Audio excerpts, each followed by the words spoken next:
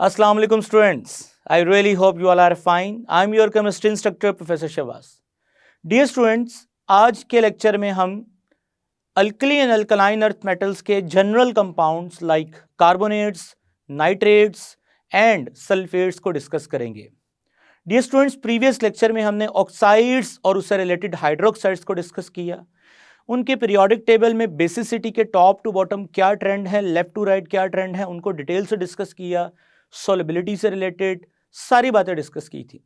Similarly आज के इस लेक्चर में हम कार्बोनेट्स, नाइट्रेट्स एंड सल्फेट्स के रेलेवेंट ट्रेंड्स को डिस्कस करेंगे और देखेंगे कि इनका टॉप टू बॉटम क्या चेंज और देखेंगे इनका टॉप टू बॉटम ट्रेंड किस तरह से वेरी करता है as compared to oxides and hydroxides.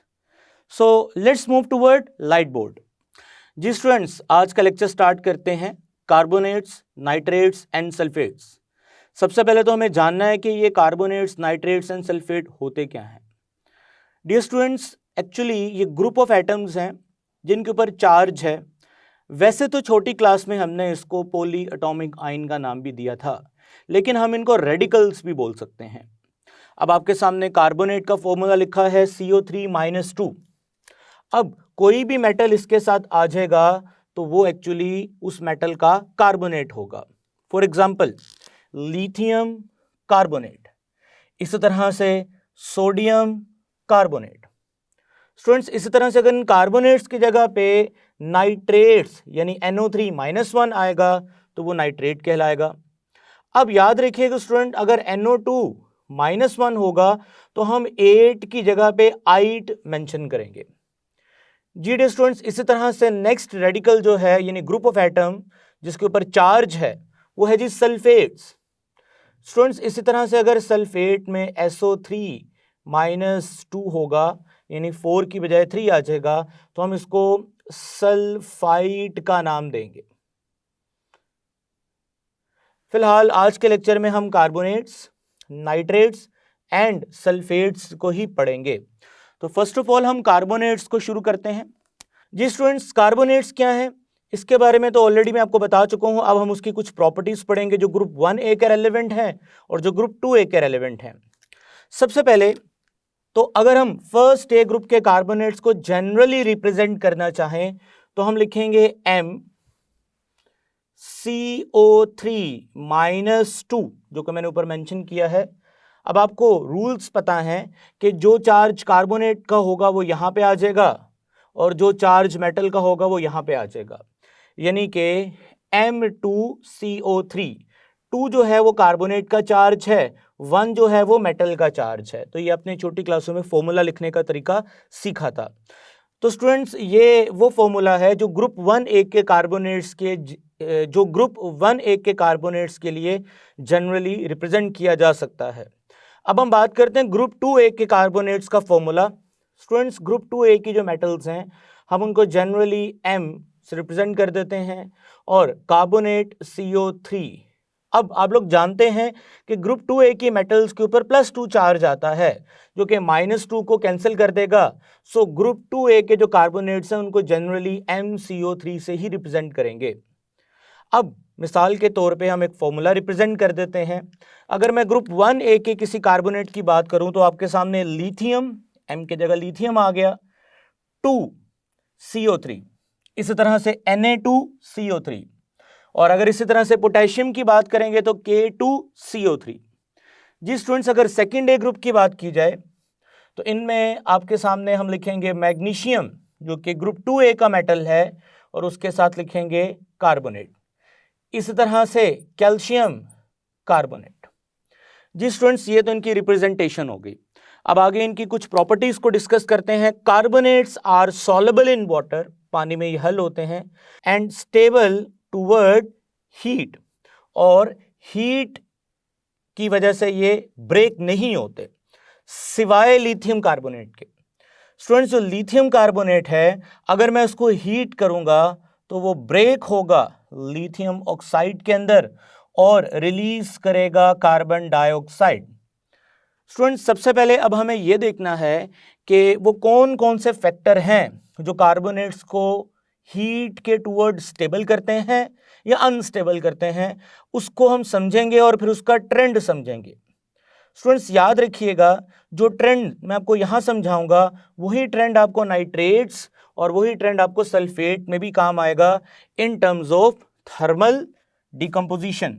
So trend of decomposition का मतलब हम इसको थर्मल डिकम्पोजिशन का ट्रेंड भी लिख सकते हैं। जी स्टूडेंट्स, थर्मल डिकम्पोजिशन का मतलब हीट की वजह से कौन से कार्बोनेट्स या कौन से नाइट्रेट्स या कौन से सल्फेट स्टेबल होंगे और कौन अनस्टेबल होगा। जो कॉन्सेप्ट यहां यूज होगा वही कॉन्सेप्ट वहां यूज होगा। सबसे पहले तो आप कार्बोनेट के स्ट्रक्चर को ड्रॉ करेंगे, which is C double bond O-1 and O-1। Students अगर आप देखो तो ये किसका स्ट्रक्चर है, ये स्ट्रक्चर है CO3-2 का, कार्बन 4 बॉन्ड बनाता है आपके सामने। स्टूडेंट अगर इसके सामने एक ऐसा मेटल अटैच हो जाए लाइक जिसका साइज छोटा है और उसके ऊपर चार्ज भी स्ट्रॉन्ग है, यानी कि यहां पे वो मेटल आ जाए जिसकी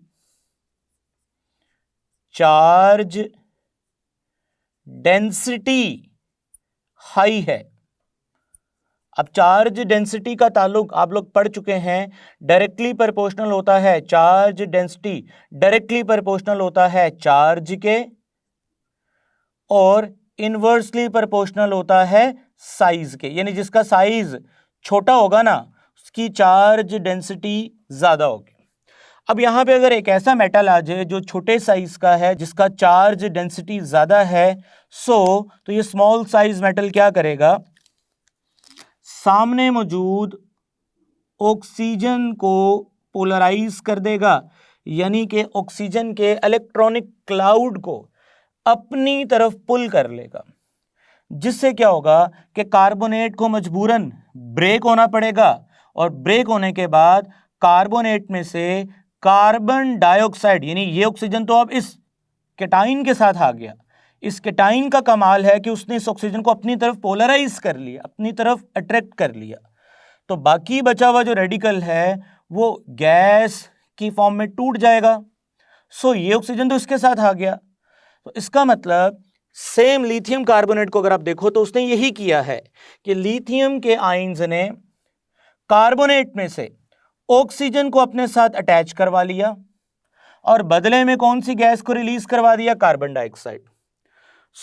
मेटल का ये रवैया कि वो इलेक्ट्रॉन को अपनी तरफ पुल कर ले, इस रवैये को बोलते हैं पोलराइजिंग पावर, और कार्बोनेट के इस रवैये को बोलते हैं पोलराइजेबिलिटी।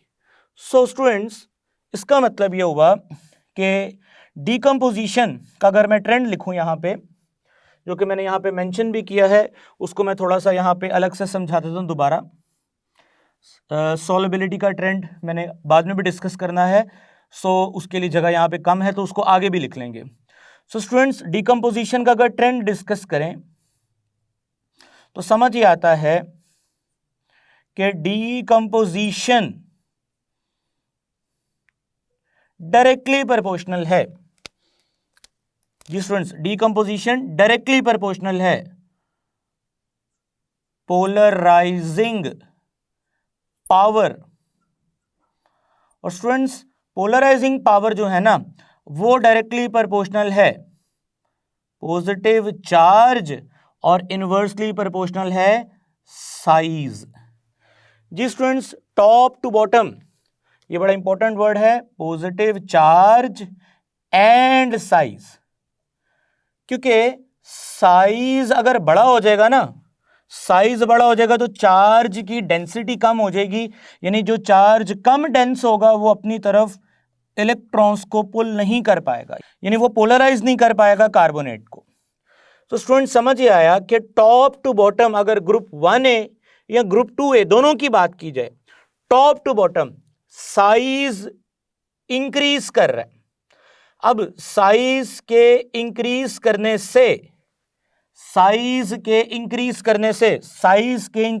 से चार्ज डेंसिटी कम होगी, यानी आप इस तरह भी कह सकते हैं कि साइज के इंक्रीज करने से पोलराइजिंग पावर कम होगी। सो पोलराइजिंग पावर कम होगी तो डिकम्पोजिशन का फिनोमेना कम होगा, यानी डिकम्पोज नहीं होंगे कंपाउंड। सिमिलरली अब आपको ये बात समझ आ गई है कि लिथियम क्यों ब्रेक होता है, क्योंकि लिथियम का साइज छोटा है, पोलराइजिंग पावर ज्यादा है, यानी उसकी डिकम्पोजिशन ज्यादा होगी। जबकि अगर आप पोटेशियम या रुबिडियम की बात करोगे तो उनका साइज बड़ा है, पोलराइजिंग पावर कम है, वो डिकम्पोज नहीं होंगे, इसलिए वो स्टेबल है, हीट की वजह से वो डिकम्पोज नहीं होंगे। सिमिलर ट्रेंड स्टूडेंट्स, यही ट्रेंड आप डिस्कस करोगे ग्रुप 2A के अंदर। तो ग्रुप 2A के जो कार्बोनेट्स हैं, again top member like beryllium, magnesium,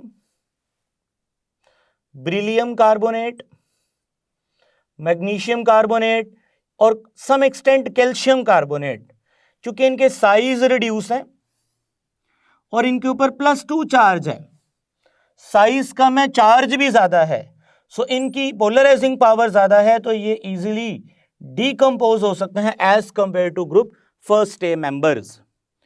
जी स्टूडेंट्स, इस तरह से अब हम बात करेंगे ग्रुप 2A के कार्बोनेट्स की।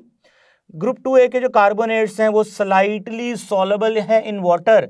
सॉलेबिलिटी का ट्रेंड मैंने भी आपके साथ डिस्कस करना है, अभी इस पॉइंट को हम छोड़ देते हैं। और अगर इनके डिकम्पोजिशन की बात करें तो सेम ट्रेंड है, top to bottom first A and second A group का साइज इंक्रीज कर रहा है, पोलराइजिंग पावर डिक्रीज कर रही है, डिकम्पोजिशन पावर भी डिक्रीज कर रही है।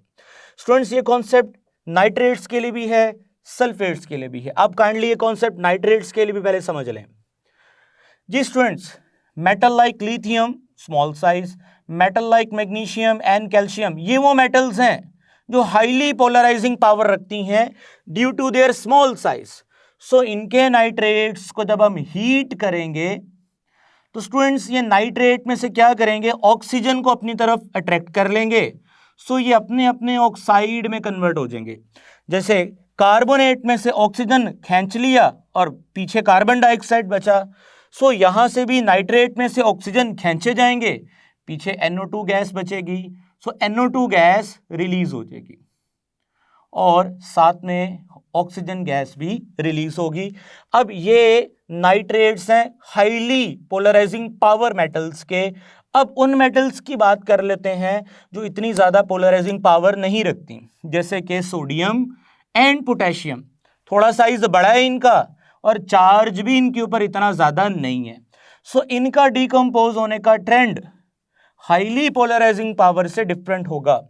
लाइक अगर आप गौर करो तो सोडियम जो है ना, वो शायद उस तरह से नाइट्रेट को ब्रेक नहीं कर पाया जिस तरह से कैल्शियम ने या मैग्नीशियम ने नाइट्रेट में से ऑक्सीजन निकाल लिया। अब जरा यहाँ पे गौर कीजिएगा, मैं स्ट्रक्चर बनाता हूँ नाइट्रेट की आपको समझाने के लिए।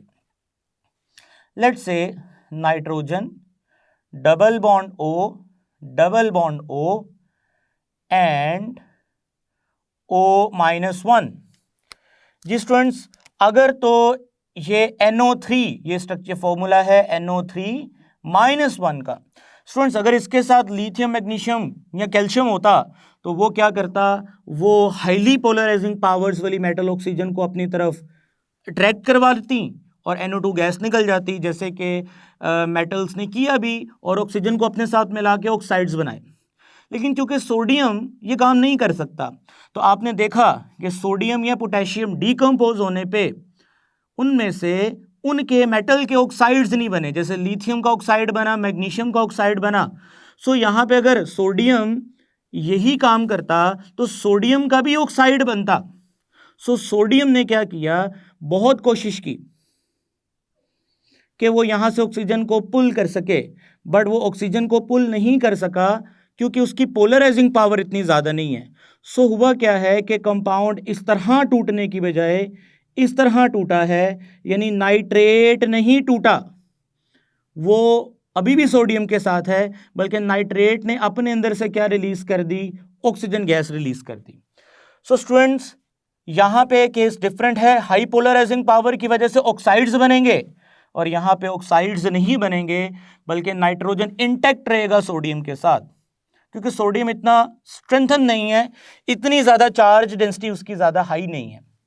स्टूडेंट्स, अब यहाँ पे समझने वाली बात क्या है कि हम अगर सोडियम नाइट्रेट या पोटेशियम नाइट्रेट को हीट करेंगे तो नाइट्रेट जो है वो नाइट्राइट में कन्वर्ट हो जाएगा। यही ट्रेंड स्टूडेंट्स आपको यहां मिलेगा। So top to bottom decomposition का जो ट्रेंड है वो क्या है, कार्बोनेट्स, नाइट्रेट, सल्फेट की top to bottom decomposition power students क्या कर रही है, डिक्रीज कर रही है। आई रियली होप कि मैंने आपको सल्फेट्स, नाइट्रेट्स एंड कार्बोनेट्स के थर्मल डिकम्पोजिशन का जो ट्रेंड है ना वो समझा दिए। अब हम इनके सॉल्युबिलिटी का ट्रेंड समझेंगे और फिर हम इसको रिव्यू करेंगे एक दफा सारे टॉपिक को। सो स्टूडेंट्स, सॉल्युबिलिटी का ट्रेंड पढ़ने से पहले हम सोडियम कार्बोनेट को डिस्कस करेंगे, जो कि कार्बोनेट का ही एक इंपॉर्टेंट केमिकल है, अल्कली मेटल्स के कार्बोनेट्स का। जी स्टूडेंट्स, अभी तक तो कार्बोनेट्स की डिकम्पोजिशन हमने डिस्कस कर ली, नाइट्रेट्स की डिकम्पोजिशन एंड इसी तरह सल्फेट्स का भी सिमिलर ट्रेंड है। स्टूडेंट्स, अब हम कार्बोनेट पे वापस आते हैं। सोडियम कार्बोनेट एक अहम इंडस्ट्रियल केमिकल है, बड़ा ही अहम केमिकल है, इंडस्ट्री में इसको बनाया जाता है, वॉशिंग सोडा के नाम से मशहूर है, यानी धोबी सोडा के तौर पे इसका यानी वॉशिंग पर्पस में इस्तेमाल होता है। ये जितने भी डिटर्जेंट्स हैं उनमें इसका यूज़ होता है।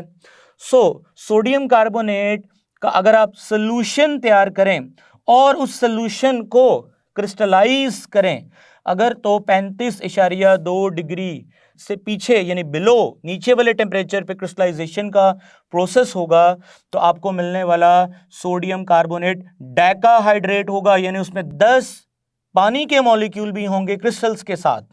सो this is sodium carbonate with decahydrate. Actually this is use as a washing soda. Student, अगर वॉशिंग सोडा पड़ा रहेगा तो आहिस्ता आहिस्ता ये पानी को लूज कर देगा। जैसे ही ये पानी को लूज करेगा तो ये कन्वर्ट हो जाएगा सोडियम कार्बोनेट मोनोहाइड्रेट के अंदर, यानी एक पानी का मॉलिक्यूल बचेगा। अगर आप स्क्रीन पे वॉशिंग सोडा की तस्वीर देखें तो थोड़ी लस्ट्रस है, क्रिस्टलाइन है, सिल्वरी अपीयरेंस है। और अगर आप सोडियम कार्बोनेट .H2O की तस्वीर देखें जो कि एनहाइड्रस टाइप या उसको हम ड्राई पाउडर कहेंगे, कलर दोनों का वाइट है लेकिन ये थोड़ा सा ड्राई पाउडर होगा। जी स्टूडेंट्स, अगर आप सोल्यूशन 35.2 से अबव क्रिस्टलाइज करेंगे तो आपको इस तरह की क्रिस्टल्स मिलेंगी, बिलो करेंगे तो इस तरह की क्रिस्टल्स मिलेंगी। लेकिन अगर इस तरह की क्रिस्टल्स भी मिलती हैं तो वक्त के साथ साथ वो इस तरह की फॉर्म के अंदर आ जाएंगी। जी स्टूडेंट्स, आगे बात करते हैं sodium carbonate nature, basic nature का होता है। क्यों बेसिक नेचर का होता है स्टूडेंट्स? जब आप इसको पानी में डालोगे तो 2 सोडियम आयंस बनेंगे और कार्बोनेट आयन बनेगा। स्टूडेंट, सोडियम आयन जो है ना वो पानी से OH रिसीव करेगा और कन्वर्ट होगा NaOH के अंदर, और कार्बोनेट जो है ना वो पानी से H+ रिसीव करेगा और कन्वर्ट होगा H2CO3 के अंदर। स्टूडेंट्स, ये एक स्ट्रॉन्ग बेस है और ये एक वीक एसिड है। हम कहेंगे कि सोडियम कार्बोनेट का जो सॉल्यूशन है वो स्ट्रॉन्ग बेस प्रोड्यूस करता है, that's why they are basic in nature. जी स्टूडेंट्स, अब हम कार्बोनेट्स के ट्रेंड्स, खास तौर पे डिकम्पोजिशनल ट्रेंड्स, सेकेंड ग्रुप के कार्बोनेट्स क्या होते हैं, उनकी डिकम्पोजिशन के ट्रेंड्स, नाइट्रेट्स क्या होते हैं उनके ट्रेंड्स, सल्फेट्स क्या होते हैं, अभी वैसे तो उनको पढ़ना है लेकिन अभी हमने उनके डिकम्पोजिशन ट्रेंड्स पढ़े। अब स्टूडेंट्स हम बात करने वाले हैं जी सॉल्युबिलिटी। स्टूडेंट, सॉल्युबिलिटी को मैं यहाँ पे मार्क कर रहा हूँ क्योंकि अब मैं नाइट्रेट्स को पढ़ाने वाला हूँ। जो नाइट्रेट्स की ट्रेंड होगा सॉल्युबिलिटी का या जो सल्फेट का होगा वही कार्बोनेट्स की सॉल्युबिलिटी का ट्रेंड होगा, यानी तीनों का ट्रेंड सेम है। डिकम्पोजिशन जिस तरह तीनों की सेम है वैसे सॉल्युबिलिटी सेम है। अब नाइट्रेट्स क्या होते हैं? Both first A and second A metal nitrites are soluble in water. जैसे कार्बोनेट्स हैं ये भी सॉल्युबल हैं। अब इनकी जो डिकम्पोजिशन है उनके बारे में डिकम्पोजिशन के बारे में ऑलरेडी मैं बात कर चुका हूं कि हाई पोलराइजिंग पावर वाली मेटल्स की डिकम्पोजिशन और तरह होगी और लो पोलराइजिंग पावर वाली मेटल की डिकम्पोजिशन और तरह होगी। सॉल्युबिलिटी के लिए मैं भी बाद में बात करूंगा, पहले हम सल्फेट्स की बात कर लें। All alkali metals sulphates are soluble in water. तमाम अल्कली मेटल्स के जो सल्फेट्स हैं वो पानी में सॉल्युबल होते हैं, बट अल्कलाइन अर्थ मेटल्स की जो सॉल्युबिलिटी है वो थोड़ी सी कम देखी गई है। जैसे कि कार्बोनेट्स के बारे में भी ये बात की गई थी कि carbonates of 2A group are slightly less soluble in water as compared to alkaline metals. So sulphates के बारे में भी वही ट्रेंड है, sulphates are soluble in water, but किसके? अल्कली मेटल्स के। बट अल्कलाइन अर्थ मेटल्स जो हैं वो थोड़ी सी लेस सॉल्युबल हैं, यानी उनकी सॉल्युबिलिटी कम है। जी स्टूडेंट्स, अब हम सॉल्युबिलिटी का ट्रेंड समझने वाले हैं जो बहुत इंपॉर्टेंट है। स्टूडेंट्स, आपके सामने मैंने मैग्नीशियम सल्फेट के बाद calcium sulphate, strontium sulphate, barium sulphate को मेंशन किया है। स्टूडेंट्स, आपने एक बात समझ लेनी है कि आप इन सल्फेट्स की जगह पे रिप्लेस कर सकते हैं किसको? नाइट्रेट्स को, या आप इन सल्फेट्स की जगह रिप्लेस कर सकते हैं किसको? कार्बोनेट्स को। ट्रेंड तीनों का सेम होगा। इसी तरह से आप अल्कलाइन अर्थ मेटल के साथ रिप्लेस कर सकते हैं अल्कली मेटल्स को। सो समझ लीजिए, कॉन्सेप्ट बाद में हम सब पे अप्लाई कर लेंगे। डियर स्टूडेंट, ऐसा है कि प्लस माइनस को अलग करना है और इस प्लस माइनस को अलग करने के लिए जो ताकत चाहिए उस ताकत का नाम है लैटिक्स एनर्जी, सब लोग जानते हैं। अब ऐसा है कि ये बात आप लोग कई बार पढ़ चुके हैं कि लैटिक्स एनर्जी डायरेक्टली प्रोपोर्शनल होती है चार्ज एंड इनवर्सली प्रोपोर्शनल होती है साइज। सो साइज बढ़ेगा तो लैटिक्स एनर्जी कम होगी, जो कि आप देख सकते हैं कि टॉप टू बॉटम साइज बढ़ता है, लैटिक्स एनर्जी कम है। यानी इसके लिए कितनी एनर्जी रिक्वायर्ड है? यहाँ माइनस की जगह हम बेटर है प्लस का साइन लगा दें। माइनस का मतलब एनर्जी रिलीज, और रिलीज कब हुई होगी? जब ये आयंस फॉर्म्ड हुए होंगे, बने होंगे। अब इनको तोड़ना है तो इतनी एनर्जी जज़ब करवानी पड़ेगी। सो अब माइनस की जगह बेहतर है हम प्लस चेंज कर दें, क्योंकि अब ये रिक्वायर्ड एनर्जी है। सो स्टूडेंट्स, इसका मतलब मैंने मैग्नीशियम सल्फेट को अगर ब्रेक करवाना है तो मुझे उसके लिए 2959 किलो जाउल पर मोल एनर्जी देनी पड़ेगी। कैल्शियम सल्फेट के लिए 2704, स्ट्रॉन्शियम सल्फेट के लिए 2572, बेरियम सल्फेट के लिए 2459 किलो जाउल एनर्जी देनी पड़ेगी। सो ये तो हमें पता है। डियर स्टूडेंट्स, अब प्रीवियस जो आपने टॉपिक्स पढ़े हैं उनमें आपने यही पढ़ा है कि टॉप टू बॉटम साइज बढ़ता है, लैटिक्स एनर्जी कम होती है, और लैटिक्स एनर्जी के कम होने से आप लोगों ने यही कॉन्सेप्ट पढ़ा था, सॉल्युबिलिटी में इजाफा होता है। यानी सॉल्युबिलिटी और लैटिक्स एनर्जी में इनवर्स रिलेशन पढ़ा था, लेकिन यहाँ पे डिफरेंट कॉन्सेप्ट आ गया। अब क्या कॉन्सेप्ट है जी, देखते हैं जी। As the group in descended, यानी कि ग्रुप टॉप टू बॉटम बात हो रही है। अब यहाँ पे ये मैंने फाइनल स्टेटमेंट लिखी है, लेकिन इससे पहले मैं आपको ओवरऑल सॉल्युबिलिटी का ट्रेंड बता दूं। Solubility of carbonates, nitrates, sulphate gradually यानी वफ़े से डिक्रीज कर रही है। अब आप लोगों ने तो सारा कॉन्सेप्ट उलट कर दिया। पहले तो यही पढ़ा था आपने कि टॉप टू बॉटम साइज बढ़ रहा है, लैटिक्स एनर्जी कम हो रही है, सॉल्युबिलिटी बढ़ रही है। अब यहां टॉप टू बॉटम सॉल्युबिलिटी बढ़ नहीं रही, बल्कि सॉल्युबिलिटी क्या कर रही है? डिक्रीज कर रही है। यानी कि ये ट्रेंड डिफरेंट हो गया, जो प्रीवियसली कॉन्सेप्ट पढ़ के आए हैं उसको उलट कर दिया गया है। वजह आपको बताते हैं। स्टूडेंट्स, याद रखिएगा, लैटिक्स एनर्जी के पैरेलल एक और एनर्जी चलती है जिसका नाम है हाइड्रेशन एनर्जी। अब हाइड्रेशन एनर्जी क्या है? जब भी आप किसी सॉल्ट को, डियर स्टूडेंट्स, पानी में डालेंगे तो पानी के मॉलिक्यूल क्या करेंगे? इन आयंस को सराउंड करेंगे। स्टूडेंट्स, जैसे ही पानी के मॉलिक्यूल इन आयंस को सराउंड करेंगे, और पानी के मॉलिक्यूल जैसे ही आयंस को सराउंड करेंगे तो एनर्जी रिलीज करेंगे। वो एनर्जी जो पानी के मॉलिक्यूल के सराउंड करने की वजह से रिलीज हुई है उसका नाम है हाइड्रेशन एनर्जी, और वो एनर्जी यूज होगी इन आयंस का बॉन्ड यानी लैटिक्स बॉन्ड तोड़ने के लिए। इसका मतलब ये होगा कि जहां लैटिक्स एनर्जी जरूरी है जानना, वहां पे पैरेलल हमें हाइड्रेशन एनर्जी का ग्राफ या उनका भी टेबल डिस्कस करना चाहिए।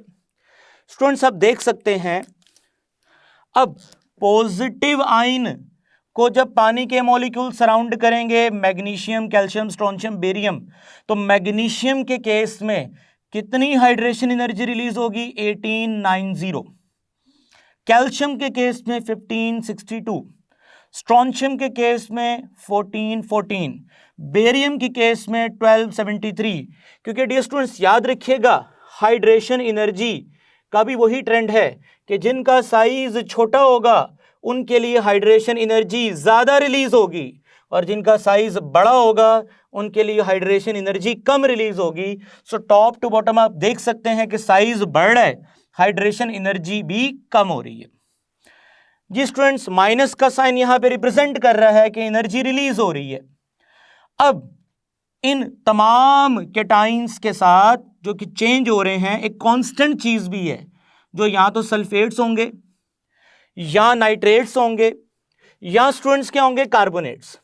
एक बात तो कंफर्म है, चाहे कार्बोनेट्स हो, नाइट्रेट्स हो, सल्फेट्स हो, ये जो नेगेटिव आयंस है ना, ये छोटे नहीं है, ये बड़े नेगेटिव आयंस हैं, लार्ज नेगेटिव आयंस हैं।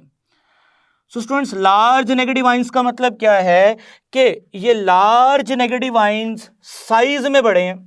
इन लार्ज नेगेटिव आयंस का जो साइज बड़ा है, इनकी वजह से रिलीज होने वाली हाइड्रेशन एनर्जी कम है, जो कि मैंने लिखी है आगे। आप देख सकते हैं सल्फेट की माइनस रिलीज होगी 1160, 1160, 1160, 11, क्योंकि सबके अंदर सल्फेट है। अगर सबके अंदर नाइट्रेट है तो ऑलमोस्ट इसके करीब करीब ही वैल्यू होगी, और कार्बोनेट्स की भी इनके करीब करीब ही वैल्यूज हैं। तो स्टूडेंट्स आप एक बात समझ लें कि कैटाइंस तो चेंज हो रहे हैं, लेकिन साथ लगे हुए लार्ज नेगेटिव आयंस या सल्फेट्स होंगे या नाइट्रेट्स होंगे या कार्बोनेट्स होंगे, वो चेंज नहीं होंगे। एक तो वो लार्ज हैं, लार्ज होने से क्या हुआ? उनका साइज बढ़ गया, हाइड्रेशन एनर्जी उनकी वजह से कम रिलीज होगी। स्टूडेंट्स, जब हाइड्रेशन एनर्जी कम रिलीज होगी तो वो इस बॉन्ड को तोड़ नहीं पाएगी। सबसे ज्यादा इसका मतलब एक्यूमुलेटिव, एक्यूमुलेटिव का मतलब जमा करने के बाद हाइड्रेशन एनर्जी की वैल्यू सबसे ज्यादा इस केस में रिलीज होगी, और सबसे कम किस केस में रिलीज होगी? Barium sulphate. स्टेटमेंट क्या है? As the group is descended, यानी टॉप टू बॉटम अगर मूव करते हैं, the greater decrease in hydration energy, very important line, the greater decrease in hydration energy, यानी वो ताकत जिसने बॉन्ड तोड़ना है वो कम रिलीज हो रही है। The greater decrease in hydration energy compare to decrease in lattice energy, यानी कि जिस ताकत ने टूटना है वो भी कम हो रही है, और जिसने तोड़ना है, हाइड्रेशन एनर्जी नहीं तोड़ना है ना, यानी जो एनर्जी रिलीज होगी वही इस ताकत को, प्लस माइनस की ताकत को तोड़ेगी। जिसने टूटना है वो भी कम हो रही है, जिसने तोड़ना है वो भी कम हो रही है, लेकिन तोड़ने वाली ज्यादा कम हो रही है। इसका मतलब है कि जिस ताकत ने तोड़ना है, ओवरऑल इनको जमा करो, आप देखोगे कि top to bottom hydration energy जमा होने पे कम हो रही है। इसकी कमी में भी आप देख सकते हैं रेगुलर डिक्रीमेंट आ रहा है, यहां पर भी डिक्रीमेंट आ रहा है। अब इसका डिक्रीमेंट ज्यादा होगा सल्फेट की वजह से, क्योंकि वो बड़े साइज का है, साइज के बढ़ने से उसने हाइड्रेशन एनर्जी कम रिलीज की। हम एक्सपेक्ट कर रहे थे यहाँ पे कोई अगर छोटी चीज होती like OH, like Cl, like Br, तो वो छोटे आयंस हैं, छोटे आयंस की वजह से, उनकी वजह से हाइड्रेशन एनर्जी ज्यादा रिलीज होनी थी। फिर हमें क्या फायदा होना था कि ज्यादा एनर्जी रिलीज होने से बॉन्ड तोड़ना टॉप टू बॉटम आसान होना था, सॉल्युबिलिटी बढ़ जानी थी, जैसे कि प्रीवियस पढ़ते आए हैं। लेकिन यहाँ पे सल्फेट हो गया, नाइट्रेट हो गया, कार्बोनेट हो गया, उनकी वजह से एक मसला पैदा हो गया, और वो मसला क्या है कि उनके साइज बड़े हैं। साइज के बढ़ने से उनकी वजह से रिलीज होने वाली हाइड्रेशन कम है।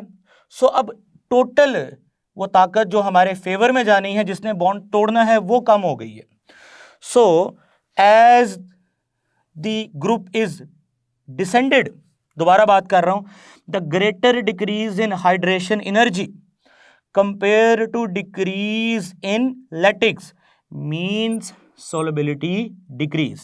सो टॉप टू बॉटम, चाहे आप कार्बोनेट्स की बात करें, चाहे आप नाइट्रेट्स की बात करें, चाहे आप सल्फेट्स की बात करें, solubility जो है ना वो डिक्रीज करेगी due to large negative anions.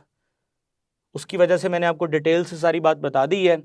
I really hope students आपको कार्बोनेट्स, नाइट्रेट्स एंड सल्फेट्स का जो ट्रेंड है ना, थर्मल डिकम्पोजिशन का भी और साथ ही साथ सोलेबिलिटी का भी समझ आ गया है। स्टूडेंट्स, कार्बोनेट की solubility top to bottom decrease करेगी। ठीक है स्टूडेंट्स, टॉप टू बॉटम क्या करेगी? डिक्रीज करेगी। जी स्टूडेंट्स, अब आखिरी बात कर रहा हूं कि जो अल्कलाइन अर्थ मेटल्स हैं उनके कार्बोनेट्स, नाइट्रेट्स एंड सल्फेट्स वो अल्कली मेटल से ओवरऑल लेस सॉल्युबल हैं। उसकी रीजन बहुत सिंपल है, और वो रीजन क्या है कि अल्कलाइन अर्थ मेटल के हाई चार्जेस की वजह से लैटिक्स एनर्जीज बहुत ज़्यादा हैं। सो उनके बॉन्ड टूटना अल्कली मेटल्स के कंपैरिजन में थोड़ा सा मुश्किल है। यानी कि वो ट्रेंड तो पुराना ही है जो हम पढ़ के आए हैं कि जो सेकेंड ग्रुप हैं उनकी सॉल्युबिलिटी अपनी प्रीवियस वालों से कम ही होगी due to high lattice energy. Second group के नाइट्रेट्स की सॉल्युबिलिटी कम होगी due to high lattice energy. Sulphates की भी वही बात है कि सेकंड ग्रुप के सल्फेट्स की जो लैटिक्स एनर्जी है वो ग्रुप फर्स्ट ए के सल्फेट्स से कम ही होगी due to high lattice energy. लेकिन टॉप टू बॉटम क्या चेंज आ रहा है, डिक्रीज क्यों हो रही है सॉल्युबिलिटी, वो मैंने आपको अलग से समझाया। Due to sulphate, nitrate and carbonate large size. जी स्टूडेंट, अब एक आखिरी चीज हमारी रह गई है which is gypsum. Actually gypsum जो कि ग्रुप 2A का एक मेटल कैल्शियम, उसका सल्फेट है हाइड्रेटेड फॉर्म के अंदर, यानी कि CaSO4.2H2O। This is gypsum, formula of gypsum. Students, अब इस जिप्सम को 100 डिग्री से अबव कंट्रोल्ड हीट किया जाए, यानी कि स्लो प्रोसेस के थ्रू हीट किया जाए। यानी कि स्लो प्रोसेस का मतलब ये होता है कि आपने इसको जेंटल हीट करना है बट टेम्परेचर अबव 100 रहे। सो ये होगा ये कि 2CaSO4 2H2O में से, यानी टोटल अगर आप देखो तो ये 4 पानी के मॉलिक्यूल हैं, यानी कि 2 कैल्शियम सल्फेट के अंदर 4 पानी के मॉलिक्यूल हैं। एक में 2 हैं तो 2 में 4 है, तो 4 में से 3 यानी कि 3/4 वाटर जो है वो लूज हो जाएगा। सो 2 कैल्शियम सल्फेट के साथ 1 पानी का मॉलिक्यूल बचेगा, या इसको ऐसे भी लिख सकते हैं CaSO4.12H2O, hemi hydride of calcium sulphate. Why they are called hemi hydride? क्योंकि हेमी का मतलब होता है हाफ, एक कैल्शियम सल्फेट के साथ हाफ वाटर मॉलिक्यूल है। सो ये हेमी हाइड्राइड जो है ना, ये प्लास्टर ऑफ पेरिस के तौर पे भी काम आता है। जी स्टूडेंट्स, अब अगर हम इसको अब्रप्ट हीट करें, यानी अराउंड 200 डिग्री भी हीट करें, तो ये सारा पानी के मॉलिक्यूल के लूज होने से जो चीज़ हमारे पास बनेगी वो है जी कैल्शियम सल्फेट। उसमें से वाटर नहीं रहेगा। सो this is also called dead burned. I really hope students ये आपको एक शॉर्ट क्वेश्चन के तौर पे समझाया है, आप इसको याद रखेंगे, अपनी टेक्स्ट बुक को थॉरोली पढ़ें। इंशाल्लाह स्टूडेंट्स नेक्स्ट लेक्चर में मिलेंगे डाउन सेल के साथ। तब तक के लिए मुझे इजाज़त दीजिएगा। टेक केयर, अल्लाह हाफिज़।